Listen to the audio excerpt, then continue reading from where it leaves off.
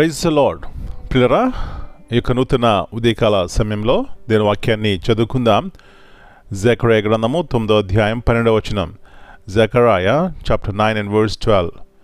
బంధకములలో పడియుండియు నిరీక్షణ గలవారులారా, మీ కోటను మరలా ప్రవేశించుడి.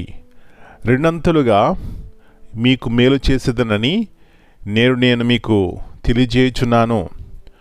Turn you to the stronghold, ye prisoners of hope. Even today do I declare that I will render double unto thee. యేసు ప్రభువారి అతి శ్రేష్టమైన నామములో పిల్లరా మీ అందరికీ శుభములు తెలియజేస్తున్నాను. మరి యొక్క నూతన దినాన్ని దేవుడు మనకి ఇచ్చినారు. పిల్లరా, మనము మన కుటుంబాలు కృతజ్ఞత కలిగి ఉండాలి అనే సత్యాన్ని మీ జ్ఞాపకం చేస్తున్నాను. పిల్లరా, ఇక్కడ చూసినట్లయితే బంధకములలో పడియుండియు నిరీక్షణ గలవారులారా. చూడండి, ఇక్కడ నిరీక్షణ ఉంటే మన జీవితాలు ఎలాగ ఉంటాయి, నిరీక్షణ లేకపోతే ఎట్లా ఉంటాయి.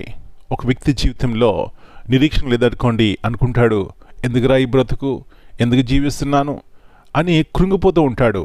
అందుకే దావీదు కీర్తనలో ఒక చక్కని మాట ఉంటుంది, నా ప్రాణమా నీవేళ కృంగి ఉన్నావు, దేవుని యందు నిరీక్షించుము అంటాడు. అవునండి, దేవుని యందు నిరీక్షించినప్పుడు ఆయన మన బంధకములు, అది పాప బంధకమా, రోగమనే బంధకమా, నిరాశ నిస్పృహ అనే బంధకమా, ఆయా రీతిగా ఎక్కడ పడినా కూడా నేను వాక్యం సెలవిస్తున్న రీతిగా మీకు రెండంతలుగా మేలు చేసేదను. అంటే ఆ బంధకముల నుంచి విడిపించి నూతన జీవితం మీకు ఇస్తాను, సంతోషం సమాధానం ఇస్తాను.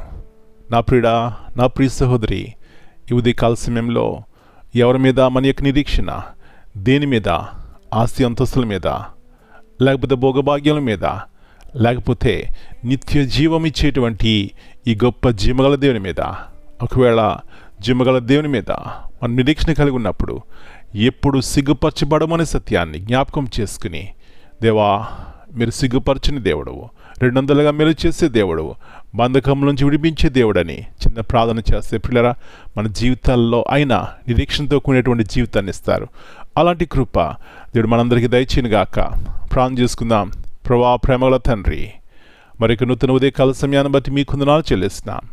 మా యొక్క జీవితాలు బంధకంలో ఉండకూడదని ప్రభువా మీరు ఎలాగా సిలువకెక్కారు, మీ యొక్క ఉన్నతమైనటువంటి ప్రేమను ఆ కలవరిలో చూపెట్టిన ఆయన మాకు ఇలాంటి గొప్ప నిరీక్షణతో కూడినటువంటి జీవితం ఇచ్చినారు. మీ వందనాలు యేసు ప్రభువా. మీ యొక్క కృపను బట్టి, మీ ప్రేమను బట్టి మేము ఇంకా భూమి మీద సజీవ లెక్కలో ఉన్నాం. అందును బట్టి మీ వందనాలు. ఉదయకాల సమయంలో మా పిల్లల యొక్క జీవితాల్లో నిరీక్షణ లేకుండా చేసేటువంటి ప్రతి బంధకం నుంచి వారిని విడిపించండి నాయన. నిరీక్షణ దయచేయండి. రెండంతలుగా మేలు చేస్తారని వాగ్దానం చేశారు. ఆత్మీయంగా, శారీరకంగా మా జీవితాల్లో మేలు చూడడానికి సహాయం ఇచ్చేయమని, మా కుటుంబాన్ని మీరు బలపరిచి స్థిరపరిచి నూతన ఆత్మ ద్వారా నడిపించమని, పరిశుద్ధాత్మదేవా మీ నూతన క్రియలు కుటుంబాల్లో ప్రభా బలముగా జరగడానికి సహాయం ఇచ్చేయమని, ఈ దినమంతా మీరు ఎక్కడిగా భద్రపరిచి ప్రతి కీడు అపాయం తప్పించమని యేసు ప్రభువారి అతి శ్రేష్టమైన నామమును బట్టి ప్రార్థన చేస్తున్నాను తండ్రి. Amen. God bless you all. My dear brothers and sisters, greetings in the precious name of our Lord and Savior, Jesus Christ. Here we see in Zechariah chapter 9 and verse 12, return to your fortress, you prisoners of hope. This verse is such a beautiful reminder that even when life feels like it's holding up captive, through struggles, pain, or waiting, God still calls us prisoners of hope. It means that no matter what our circumstances look like, we are not bound by despair, but by hope in His promises. Amen.